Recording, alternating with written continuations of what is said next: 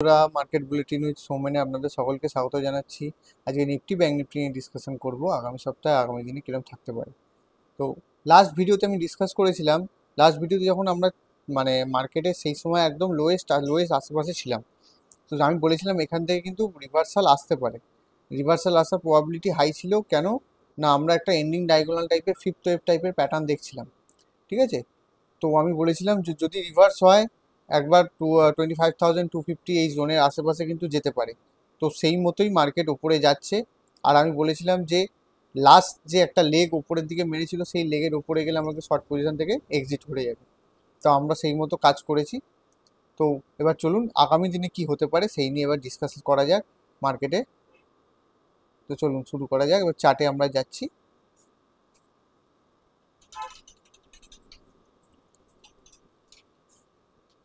তো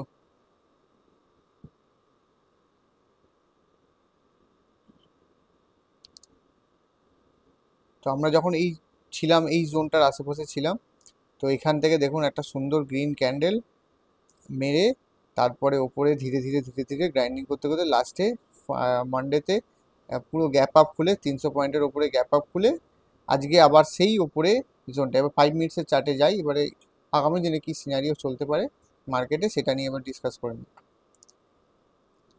তো এই মুহূর্তে যে জোনটার আশেপাশে আছে, আমি ওয়েট করছিলাম যে যদি বাই চান্স এই 950 এই জোনটা খুব ইম্পর্টেন্ট জোন ছিল, এর নিচে যদি ক্লোজিং দিত তাহলে একটা চিন্তা ভাবনা ছিল এখান থেকে আবার একটু নিচে রিট্রেসমেন্ট নিতে পারে।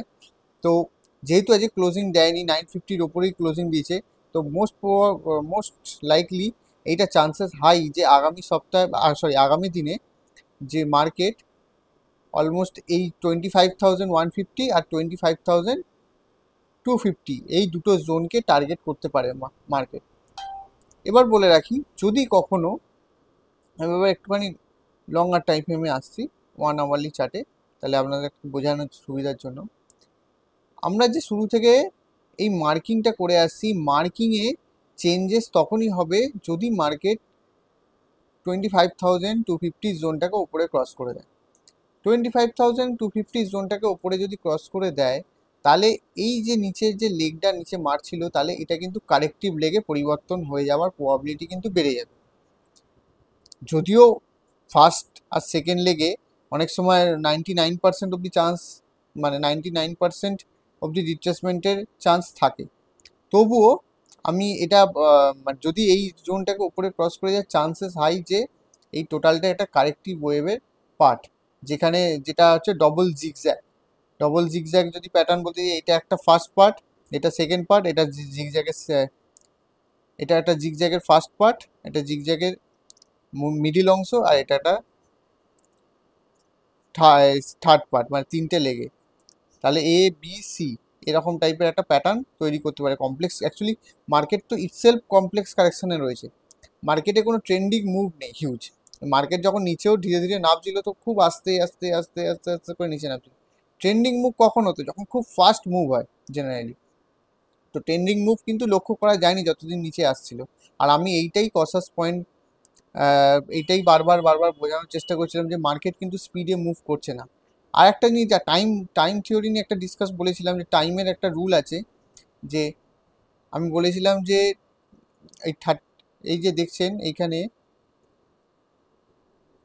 না,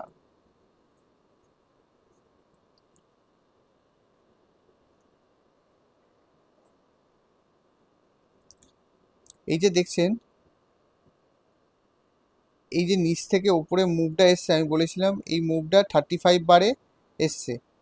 তো 35 বারে এসছে, আর এই নিচে আমি বলেছিলাম 35 বারের মধ্যে যদি না কাটে, তাহলে কিন্তু এটা একটা কারেক্টিভ পার্টের অংশ। এটা অলরেডি 35 বার অলরেডি হয়ে গেছে আজকে 35 ডে।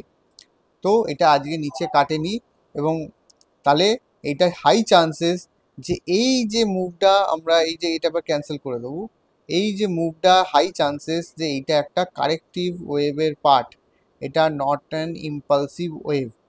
এটা কিন্তু অলমোস্ট ক্লিয়ার হয়ে যাচ্ছে বা হয়ে যাবে আগামী দিনে আরও ইজি। কারণ জেনারেলি কোনো ইম্পালসিভ যখন শুরু হয়, তখন তার আগের যে ক্যারেক্টারটাকে খুব ফাস্ট নিচে কাটে, ঠিক আছে, শুরুর দিকে না কাটলেও পরবর্তীকালে কিন্তু বড় প্যাটার্নকে খুব ফাস্ট কেটে দেয়।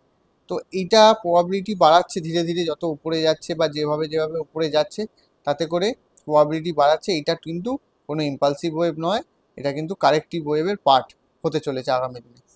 এটা আরও ক্লিয়ার করে মার্কেট যদি 250 জোনটাকে ওপরে কেটে দেয়, তাহলে একটা আবার অল টাইম হাইয়ের আশেপাশে আমরা যাবার বা ফার্স্ট এবারে বলে রাখি 250 জোনকে কাটলেই কি আমরা অল টাইম হাই না। 250 জোনকে কাটলে এই স্টেপ বাই স্টেপ 250 জোনকে কাটলে বাই চান্স যদি মার্কেট 250 জোনটাকে কেটে নেয়, দেন আমরা টার্গেট করব এই জোনটাকে। এই একটা হার্ডেল পয়েন্ট আছে, এই পয়েন্টটা ক্রস করে গেলে তাহলে আমরা আবার অল টাইম হাই, এবং অল টাইম হাই গেলে তখন আমরা চিন্তা ভাবনা করবো যে এই যে হাইয়ের জন্য ওয়েট করছি আমরা, মানে মার্কেটে সবাই আমরা অল টাইম হাইয়ের জন্য ওয়েট করছি যে আরও উপরে যাচ্ছে মার্কেট, আরও উপরে যাক, তখন সেটা অলমোস্ট ক্লিয়ার হয়ে যাবে। তো মার্কেট যদি চায় যে মার্কেট উপরে যেতে চাইছে, তাহলে সেখানে আমাদের কিছু করার নেই, আমরা তো যুদ্ধ করে সেটাকে আটকাতে পারবো না। কিন্তু এইটুকু বলতে পারি, এই মুহূর্তে দাঁড়িয়ে আমরা মার্কেটে শর্ট পজিশনে নেই, আমরা উল্টে ছোট ছোট বুলিশ ট্রেড নিচ্ছি এবং বুলিশ পজিশনে আমরা কাজ করছি। এখন শর্টিংয়ের চিন্তাভাবনা আনা ঠিক নয়। শর্টিংয়ের চিন্তাভাবনা তখনই আনবো বাই চান্স, বলে রাখা দরকার, সব রকম ভিউ বলে রাখা দরকার, মার্কেটে কাজ করছি। বাই চান্স যদি এই 600 630 এই জোনটা নিচে কেটে দেয় মার্কেট, তাহলে মোস্ট লাইকলি চান্সেস আছে এই টোটালটা একটা এবিসি কারেক্টিভ হয়ে, আর আমরা যে এই উপরের দিকে যে মার্কিংগুলো করে আসছিলাম, যে ইম্পালসিভ ক্যারেক্টারের মার্কিংগুলো করছিলাম, সেটা কনফার্ম হয়ে যাবে। তো আগে মার্কেটকে সেটা কনফার্ম করতে দিন, তবেই আমরা সেই ডিসিশান নেব। এই মুহূর্তে তো বুলিশনেস আছে, সব বুলিশনেস নিয়েই চলা ভালো। তো এবার ব্যাঙ্ক নিফটিতে বলে দিই।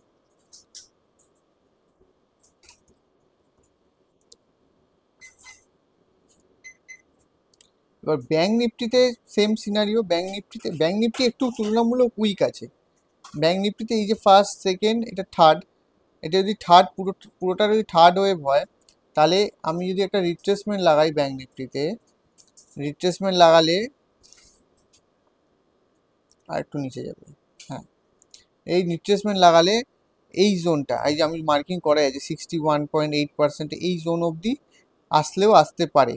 56,350 400 এই জোনটাকে একবার অ্যাচিভ করতে পারে, আর ওখানেও 25,250 এই জোনটাকে অ্যাচিভমেন্ট আসতে পারে।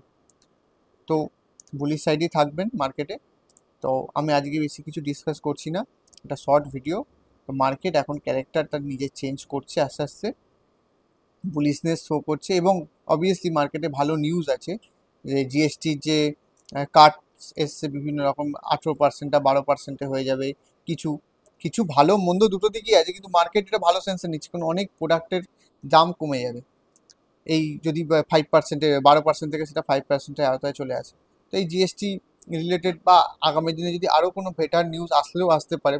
তারপর রেটিং আপগ্রেড হয়েছে বড় বড় বিদেশি ব্রোকিং ফার্মের দ্বারা আমাদের ইন্ডিয়ান মার্কেটের উপর। তো এই ভালো ভালো নিউজের দ্বারা তো আমাদের একটা মার্কেটে আপসাইডে মুভ আসতে পারে। তো বুলিশ সাইডে থাকবেন। বিয়ারিশ সাইডে যখন কনফার্মেশন নিচের দিকে কোনো কিছু লেভেল ক্রস করবে, তখনই বিয়ারিশ সাইডের চিন্তা ভাবনা করবেন। হ্যাঁ, এইখানে বলে রাখি, ব্যাঙ্ক নিফটিতে কিন্তু ক্যারেক্টার এখনও চেঞ্জ হয়নি, ব্যাঙ্ক নিফটি কিন্তু ইম্পালসিভ ক্যারেক্টারই আছে। ব্যাঙ্ক নিফটি যতক্ষণ না এই হাইটাকে পুরোপুরি কাটছে, 57,270 এই জোনটাকে পুরোপুরি কাটছে, ততক্ষণ অবধি ব্যাঙ্ক নিফটিতে কিন্তু আপনি জেনে রাখবেন ব্যাঙ্ক নিফটির ক্যারেক্টার কিন্তু ইম্পালসিভ আছে। এইটুকু বলে রাখছি, আপাতত এই পর্যন্তই। নমস্কার।